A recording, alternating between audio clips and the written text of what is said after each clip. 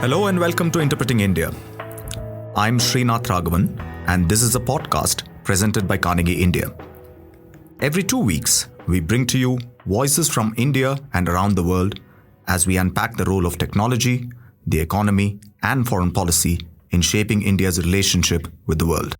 In the light of the recent coronavirus outbreak, we are now recording and producing episodes of Interpreting India remotely. At the onset of the coronavirus crisis, the Government of India offered a moratorium on loan repayment as part of a package of measures to support the economy through the lockdown. The loan moratorium, extended by the government, is coming to an end on the 31st of August. The gradual opening up of the economy has led to a modest improvement in some economic indicators, but the economy is definitely not out of the woods. Analysts are predicting a sharp decline in economic output this year. This has also led to mounting concerns about a wave of bankruptcies engulfing the economy as firms struggle to pay their debts after the moratorium ends. Even as this bankruptcy crisis looms, the government has suspended its insolvency and bankruptcy process for a year, leaving open the question of how the coming bankruptcies will be dealt with. As the Indian economy looks to get on the path of recovery, this will be a crucial issue to address. In this episode of Interpreting India, we analyze the implication of India's impending bankruptcy crisis on the economy and the regulatory institutions. Will India's framework for tackling bankruptcy snap under the weight of the current crisis? How might all this impact the economy?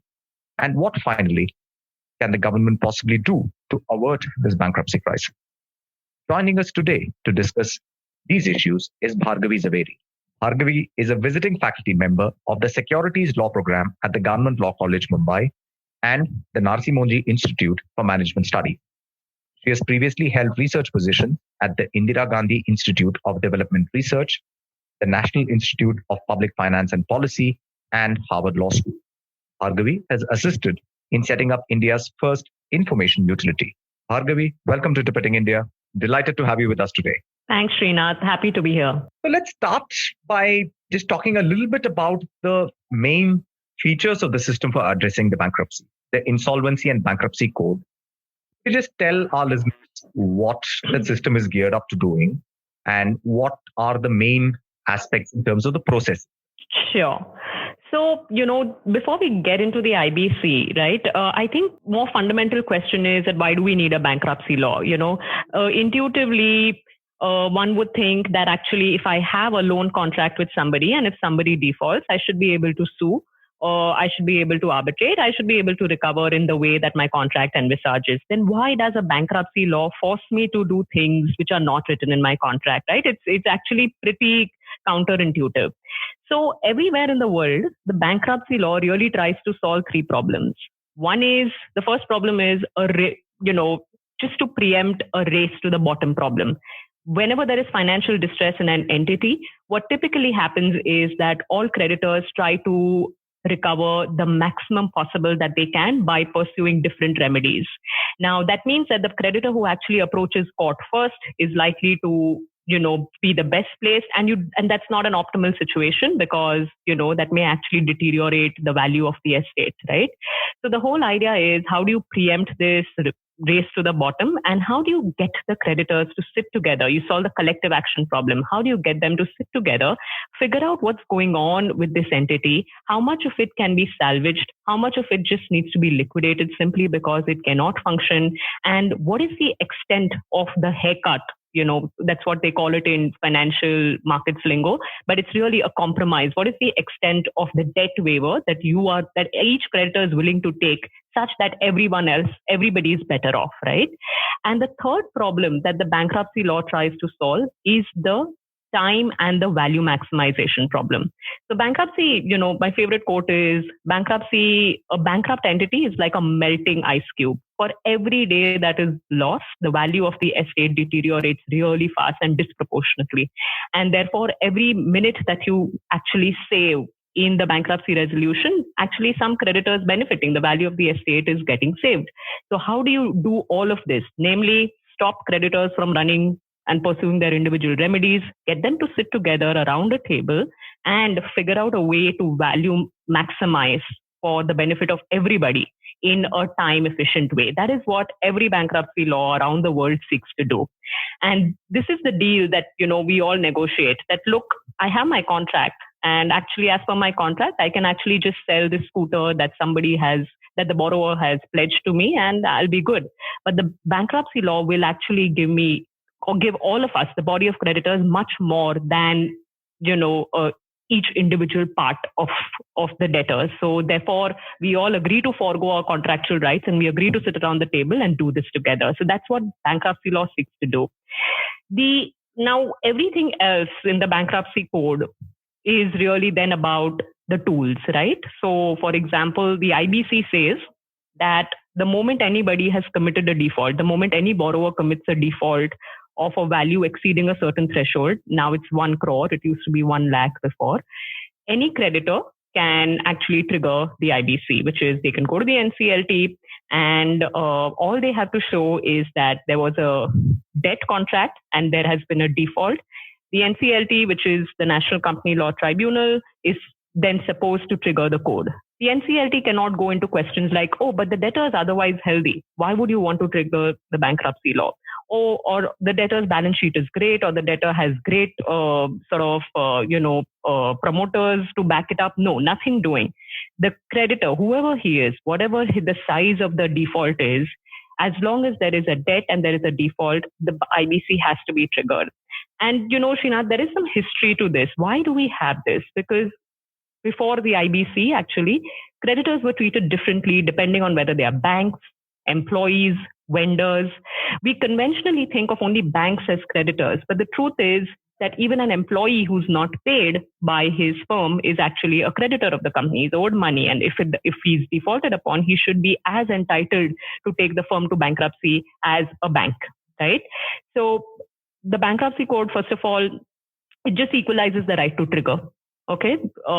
Secondly, it says that once the trigger happens, then the board is suspended, management is suspended, and the affairs of the firm are then taken over by what we call resolution professionals. These are people who are really insolvency practitioners. They know how to run a firm as a going concern while the creditors are sitting around the table. They know how to package the firm and put it up for sale, invite bids, negotiate with creditors. That's the job of the insolvency professional. So the insolvency professional is appointed. He convenes a committee of creditors, conducts their meetings, shares information with them on what is the value of the firm left, what are the liabilities, what are the assets, who are the employees, who are the big vendors. Once the committee of creditors sits around the table, they decide, is this firm worth being kept as a going concern? That is, if the firm survives, will we all be better off than by selling the assets of the firm in liquidation right away? So, here, if you see the Bankruptcy Law Reforms Committee report, they make a distinction between what we understand as liquidity crunch and a complete breakdown of the business model of the firm. So to explain this, there are some sort of financial constraints that just arise from temporary mismatch in cash flow, and there are others which actually are a function of the way the business is. So, for example, today if I am the borrower and you guys are my creditors, and I'm making typewriters, right? You all are sitting around the table, scratching your heads, will Bhargavi ever be able to repay her loan? And you all think that it doesn't matter how much of a haircut we take, even if we give her 5 more years to repay her loan, there is no way that a typewriter business is likely to generate any cash flow. And therefore, it's just best to liquidate her machinery, her factory, and get whatever we can right now. On the other hand, if I'm a firm that does something which right now I'm not able to repay a debt simply because there is a mismatch in cash flow, you might say that actually, it's a cycle, it's a business cycle issue right now. For example, steel is at an all-time low, but maybe over the years, she will be able to, her business model is sound. And once the business cycle turns around, maybe she will be able to repay us. That is when you choose to keep the firm as a going concern. Whilst all this decision making happens, the firm has to keep running. I mean, electricity bills have to be paid, employees have to be paid, consumers have to be serviced. The insolvency professional keeps doing that in the meantime. Okay. And the creditors committee has about 6 months to decide which way they want to go. That time period, of course, has been extended, and we can talk about it a little bit later. But at the end of 6 months, the creditors committee has in front of it either bids, which the insolvency professional has invited. Maybe the promoter himself has said that, look, I'm willing to pay you all with a 10% haircut. You return my firm to me. Or maybe there are other people who are interested in acquiring, and the creditors have to decide, do they want it or do they want to just send it to liquidation? If they do not make a decision within that time period, the firm automatically goes to liquidation. So that's the sort of inbuilt system of disincentivizing procrastination amongst creditors, which is what we had been seeing for a very, very long time in India, where creditors just don't decide whether they want to take the haircut or they keep holding out, and then in the end, nothing is left to salvage, right? So this is some sort of an inbuilt system where unless you decide within 180 days or 270 days what you want to do, the firm automatically goes into liquidation. The default is liquidation. And then in liquidation, since everything is sold in a piecemeal manner, nobody gets anything. Recovery values are typically less, and everybody loses out. So that the hope is that incentivizes creditors to be rational and decide how much haircut they're willing to accept. And so at the end of 180 or 270 days, it's either liquidation or resolution. And if it's resolution, then great. The resolution plan is voted upon by the creditors committee. If it enjoys a 66% vote, then it is again taken back to the National Company Law Tribunal, whose job is only to make sure that the voting process was followed due process and it was fair. And not get into the commercials of the resolution plan. Now, this is the basic structure of the IBC. We can get into more details or specific aspects if you want to discuss anything more in detail. Sure, thanks. That was a really nice overview. And in your remarks, you already mentioned in the passing that there were some kinds of problems with this process has faced since its inception, right? And I can think of a series of them just based on what you were saying. First, of course, was that we didn't have a very trained cadre of insolvency professionals to begin with. Secondly, the deadlines in the courts, as you were saying, have been extended. Third, there have been kind of competing judicial pronouncements on what the means, what the seniority of creditors is, etc. Could you just give us a very quick account, really, of how this process has performed and what are the 2 or 3 main failings in the last 5 years that we have seen it in operation? Right. Okay. So I would really classify IBC's life cycle into 3 phases. Okay. So the earliest phase was, in the first 6 months of IBC, when actually we didn't see a pickup at all. Okay. We didn't see any banks coming to NCLT and triggering the IBC, although we all know post 2015 that the extent of NPAs after the asset quality review were out there in the public for everybody to see. I would have thought that there would have been at least some sort of moral pressure on banks to start resolving, show some sort of speed, and even for the sake of just signaling, right? Go to the NCLT and trigger the IBC in respect of really old bad debt. But we didn't see much of a pickup at all. And what we saw is that in the first 6 months of IBC, it was mostly employees and unpaid vendors who were really coming to the NCLT and triggering the code, which was a surprise because nobody really expected that to happen. But this is what happened in the first 6 months. And we didn't see much activity at all.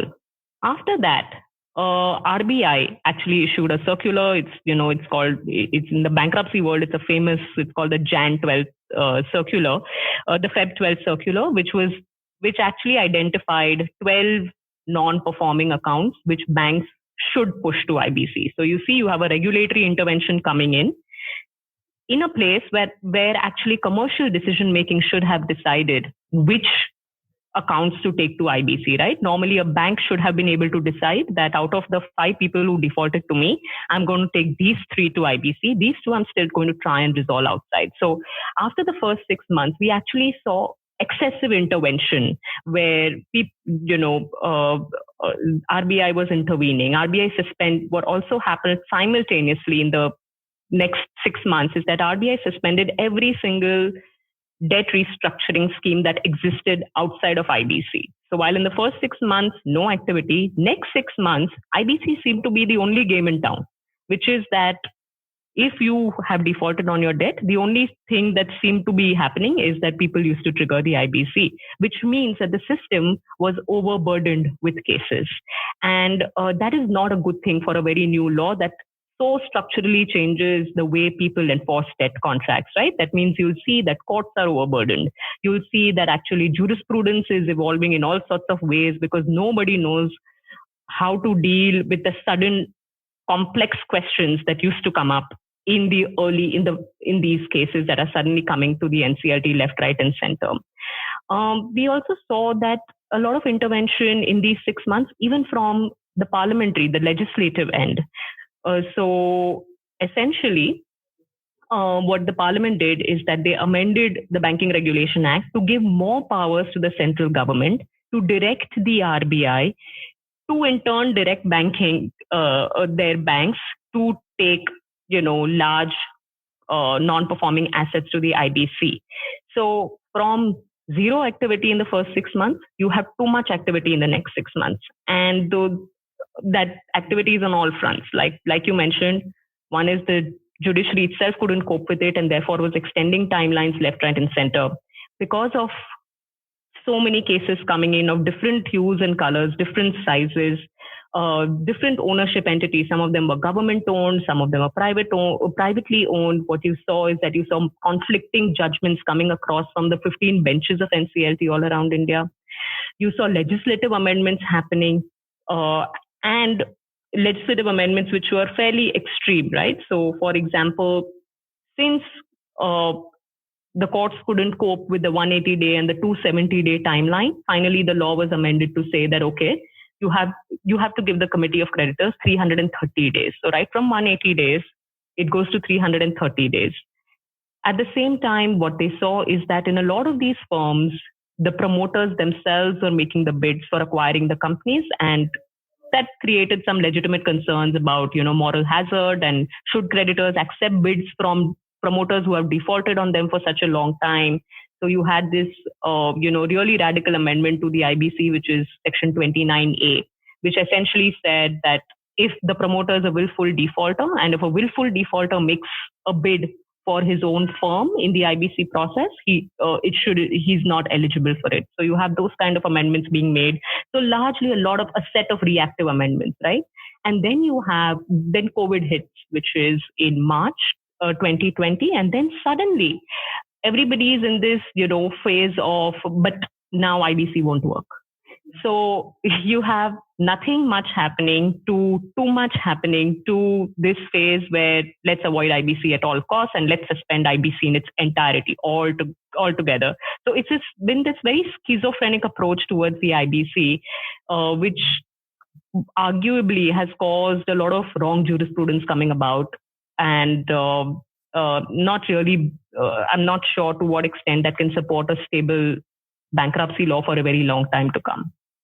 Sure. And after the pandemic set in and we went into lockdown and so on, the government also suspended the IBC for a year. Now, I was wondering if you could tell us a little bit about what the rationale for it was, because I've seen, some people claiming that the suspension of the IBC actually restricts some avenues for business restructuring, while others have said it provides relief to firms, which are not in a position to be solvent in a context like this. So what is your assessment of why the government took this step and how it's playing out? Sure. So, Srinath, I'll tell you what. So when COVID hit in March 2020 and when the lockdown was announced, okay, two things were done.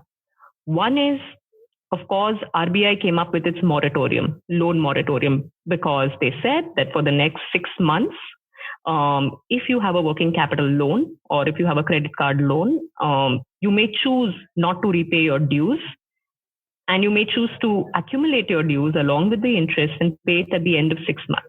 So that is one thing.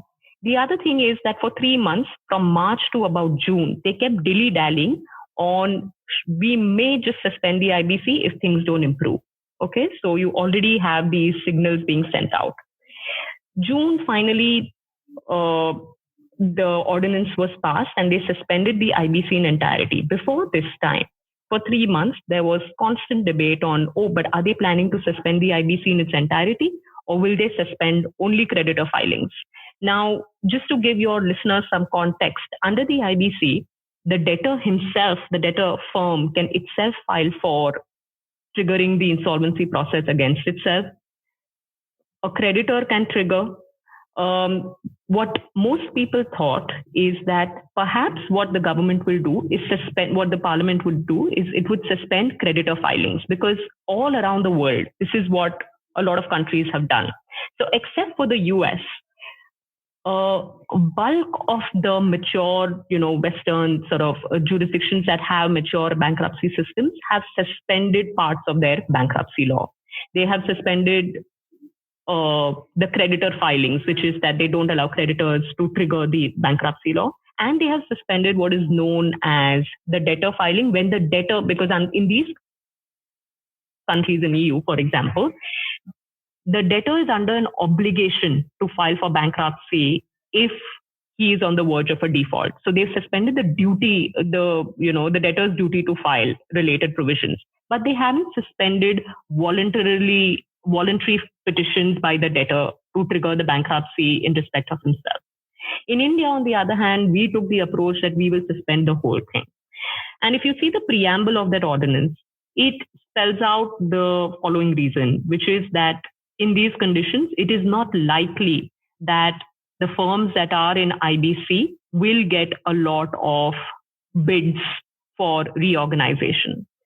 And so the parliament has literally, it's an ordinance, so I would say the president has literally spelt it out in the preamble, which is that if firms get into IBC, maybe they won't get as many bids and most of these firms will be liquidated. Now, this really links to a very, very entrenched bias in the way, Indian policy making works, which is that liquidation of a firm is a bad thing. Now, it may indeed be true that large-scale liquidation of firms may cause economic disruption in a disproportionate way. However, to read into the law an explicit reorganization bias to the extent that you actually suspend the law because you're too scared that too many firms will be liquidated is really not doing too much service to the rule of law or to the certainty or the predictability of the law. So the thought process, I believe, of the government in suspending the IBC is that, look, there is no other recovery measure that really works in India. Today, if somebody were to default on debt, filing a civil suit is either too expensive or too tedious. Arbitration is the other option, too expensive. The third option is that I'll enforce my security. Are you likely to get a bid if I were to sell a flat right now that has been mortgaged? You may probably will get at a depressed value. So that's the third option. The only other choice is therefore IBC. IBC has proved to be a pretty effective threat because it suspends the management. So maybe what the government thought is that if a lot of defaults are committed, it's likely that IBC will be the single, resort, and then we'll see a lot of liquidations. Maybe that's the thought process underlying this, and that's why they've suspended the entire law. How is it playing out? Do you want to talk about that right now, or do you have any questions about? Maybe we'll just take a few other, talk about a couple of other things and then come back to this question of where to go, because I think you've identified the problems quite rightly. So, I just want to switch gears and ask for a moment, given the nature of the shock that the pandemic and the lockdown have given to the economy, it seems pretty clear that we are going to face, a scale, bankruptcies on a scale perhaps that we have not seen in recent years. And the government has also taken some steps to mitigate the scale of the bankruptcies. For instance, I'm thinking of things like the credit guarantee scheme that they held out for small and medium enterprises. There's this one-time credit restructuring offer and so on. I was just wondering, how effective do you think these kinds of measures will be in terms of managing the scale of the problem? I mean, the instrument and the IBC will come back to, but at this point, I just want to get a bit of a sense of what do you think the scale of the problem is going to be, and how effective has the government's measures been or not been in tackling the main problem itself, which is going to come upon us pretty soon? Right. Good question. Can anybody put a number to the scale of the problem that we are likely to see? I'm not so sure. Because as even intuitively, right, you know that some sectors are worse affected than others.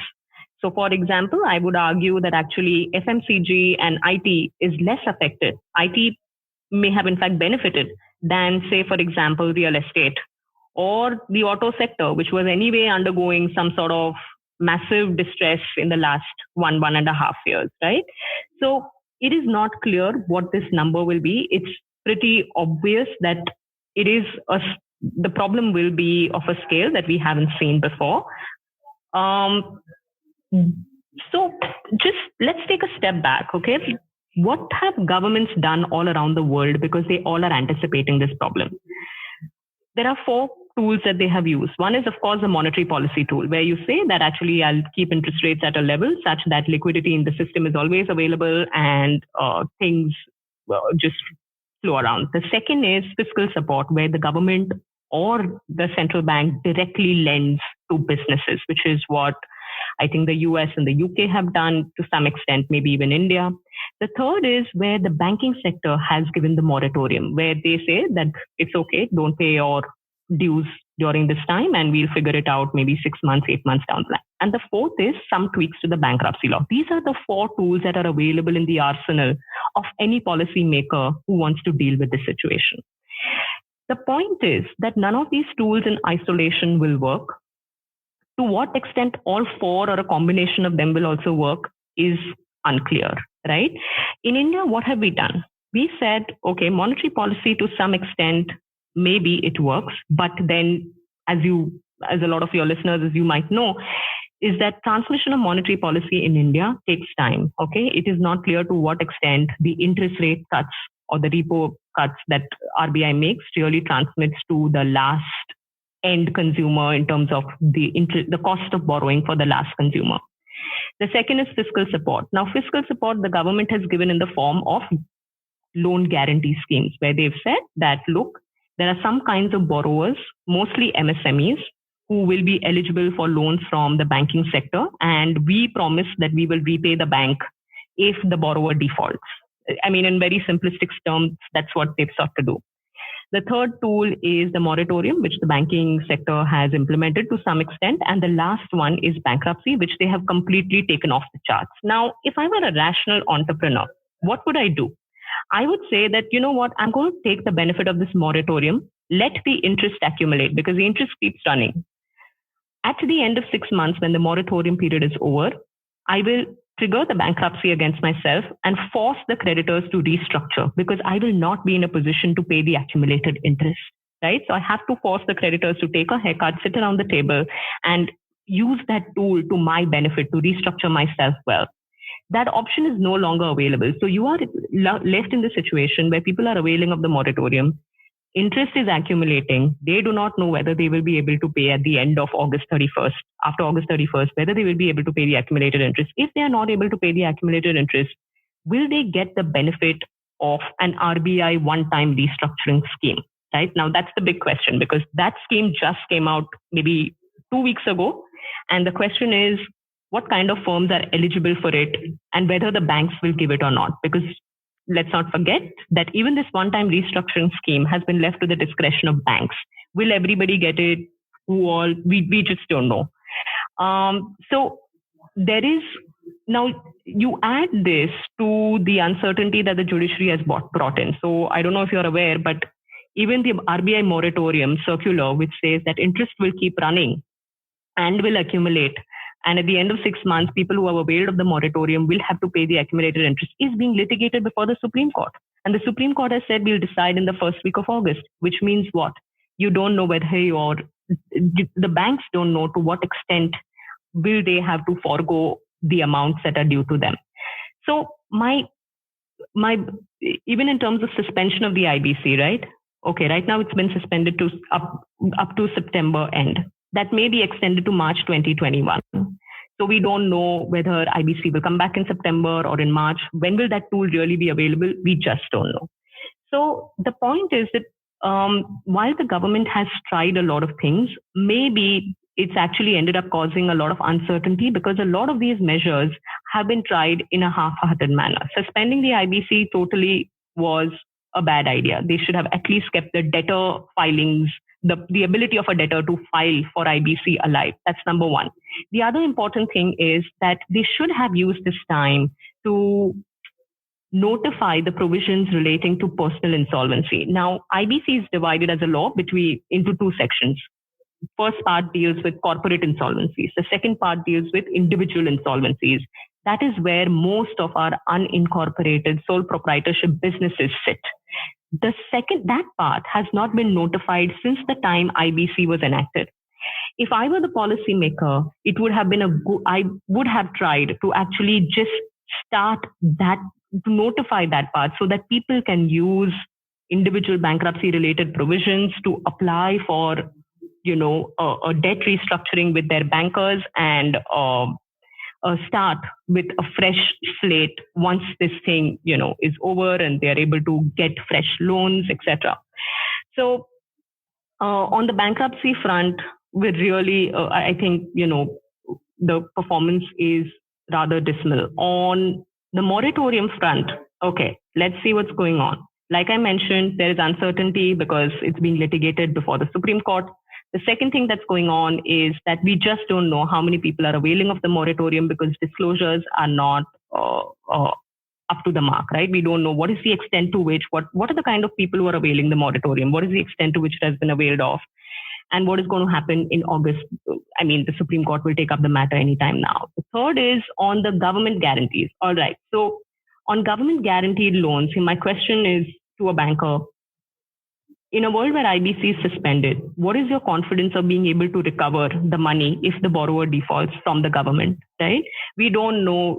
We all know the standard payment related issue from government, the delays in payments. How much more confident are bankers of getting the guaranteed amount from the government? I don't know.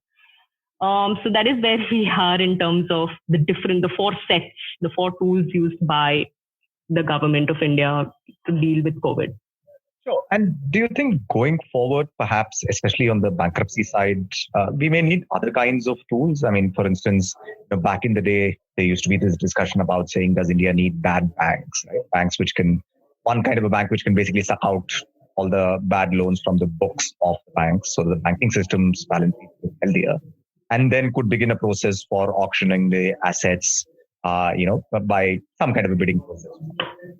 Now, we are recording this on 24th of August, and just this morning's newspaper has an article by the former Chief Economic Advisor, Arvind Subramaniam, who says that, perhaps it's time to think about a judicial process plus a bad bank executive-led process, especially for two sectors, real estate and power, both of which are in a deep mess and where the IBC's performance has actually been pretty dismal. So do you think it's time to start thinking about adding a few more sort of arrows onto our quiver? Right. Let's think about this. Yes. So to a large extent, the problems of the real estate sector and the power sector are a legacy that maybe the IBC, as a relatively speaking new law, may not be able to deal with. And maybe for those two sectors, a bad bank is the only way out. I think we've tried this in the case of years ago, right? When the UTI, when we broke up the UTI, the US 64 schemes into the bad bank and the good bank, and we managed to then wind up the bad bank over many, many years. So perhaps for the real estate and power sector, maybe that's the only choice. But is that an approach that we should take on an ongoing basis, or should we think in terms of banking regulation, and how do we reform banking regulation such that we are not always stuck with this situation where we have a bulk of the loans that are not performing, and we haven't provisioned enough for them, and we often do not know the extent of them, and then the government has to recapitalize because it's too late to do anything else, right? So maybe one way of thinking about it is that let's solve this one-time problem of the real estate sector and the power sector with the bad bank solution, but let's simultaneously commit ourselves to better banking regulation such that, these problems of every 10 years having an NPA crisis doesn't come up again. Because Srinath, the problem is not the NPAs. The problem is that there isn't enough provisioning for it simply because nobody knows the extent of it. It's much better now than what it used to be, but it is truly what we really need is banking regulation reform for a bankruptcy system to work, because every default cannot possibly be litigated through bankruptcy. What you need to solve is banking regulation. I entirely agree with you. I think that's a very important kind of underlying issue. And in some ways, these are all only surface manifestations of that. But given we are where we are and COVID is still looming, if you were to advise the government to focus on perhaps 2 or 3 policy interventions in looking out for this insolvency crisis that may just come upon us like a big wave, what would you see?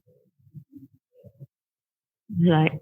Okay, that's a $1 million question, right? Okay, so let's think. Yeah. So the first thing that I think any government should be thinking is, how do I ease the individual proprietor, retailer, his pain in dealing with his debt, right? There is no point running away from the question, how do individuals deal with their debt at the end of this COVID period? If you do not, you have a bankruptcy law sitting on your statute book since 4 years. You haven't built institutional capacity to get it going. I mean, that is a really sad state of affairs.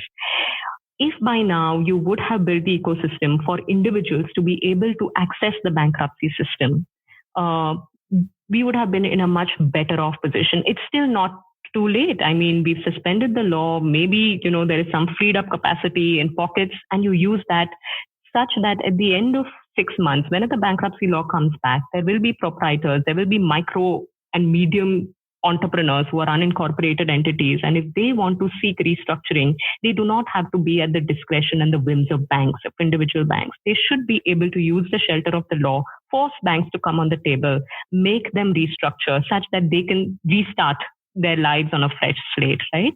So for example, how do you see this happening in well-developed bankruptcy jurisdictions? It is a one-time online process that, individuals have to use to be able to restructure their debts. So I think action point number 1, get the individual bankruptcy system going.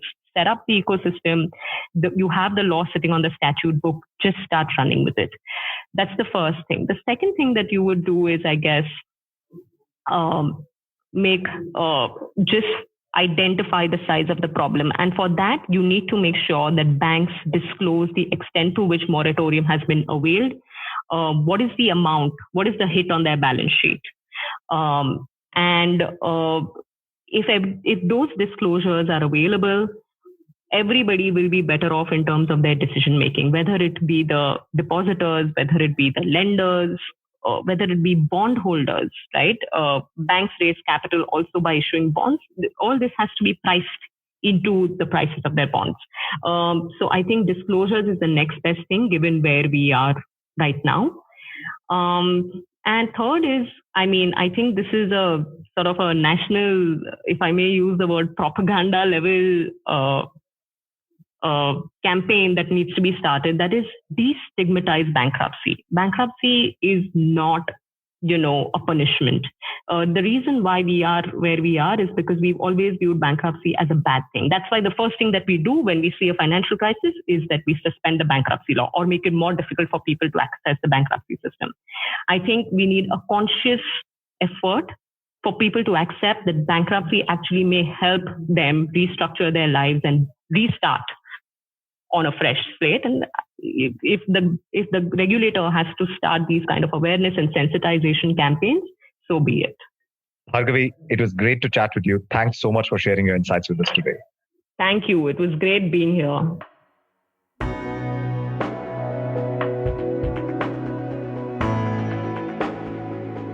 Thank you for listening to this episode of Interpreting India. Stay safe and don't forget to wash your hands. For more information about the podcast and the production team, you can follow us on social media and visit our webpage.